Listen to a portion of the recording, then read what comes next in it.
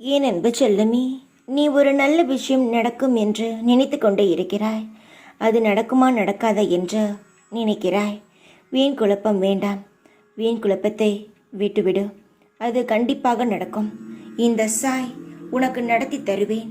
எல்லா தடைகளையும் இறைவன் உடைத்து புது வாசல்களை இன்றே உனக்கு திறந்து அற்புதங்களை நிகழ்த்துவார். யாரை நம்புகிறியோ இல்லையோ, அந்த இறைவனை நம்பு. அவன் உன்னை என்றுமே ஏமாற்ற மாட்டான். மனதில் தேவையில்லாத வேதனைகளுக்கு இடம் கொடுக்காதே. எண்ணங்களை எப்பொழுதும் நிதானமாக வைத்துக்கொள். எண்ணம் அனைத்தையும் என்னிடம் சொல்லிவிட்டு உன் கடமையை மட்டும் செய்.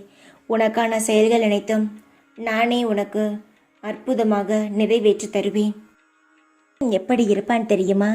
எதையும் சார்ந்திருக்காதவன், தூயவன், சுறுசுறுப்பு உடையவன், இன்பமோ துன்பமோ எது வந்தாலும் பொருள்படுத்தாதவன், ஒரு பொழுதும் துயரப்படாதவன், தமக்காக எல்லா முயற்சிகளையும் எடுப்பவன், புகழ்ச்சியோ இகழ்ச்சியோ சமமாக பார்ப்பவன், அமைதியாக இருப்பவன், ஆழ்ந்த சிந்தனை உடையவன், சிறிதே கிடைத்தாலும் அதில் திருப்தி கொள்பவன், உலகமே தன் வீடாக இருந்தால் தனக்கொரு வீடு இல்லாதவன், தனது கொள்கையில் உறுதி படைத்தவன்.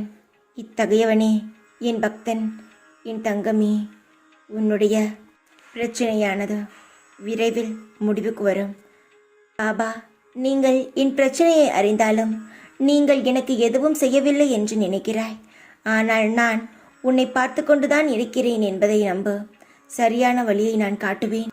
உன்னால் சமாளிக்க முடியாத கடினமான சூழ்நிலையோ அல்லது ஒரு பிரச்சனையில் நீ சிக்கியிருக்கும் போதெல்லாம் அதை என்னிடம் கொடுங்கள் என் குழந்தை.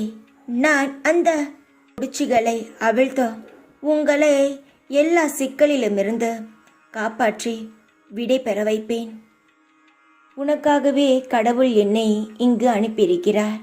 அதனால் நான் உன்னை கவனித்து கொள்ள முடியும். நீங்கள் கடவுளுக்கு விலை மதிப்பற்றவர்.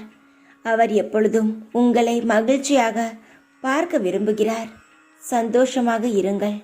நான் உன்னை எப்பொழுதும் பார்த்து கொண்டும் உன்னை கவனித்து கொண்டும் வழி நடத்தி கொண்டுமே இருப்பேன்.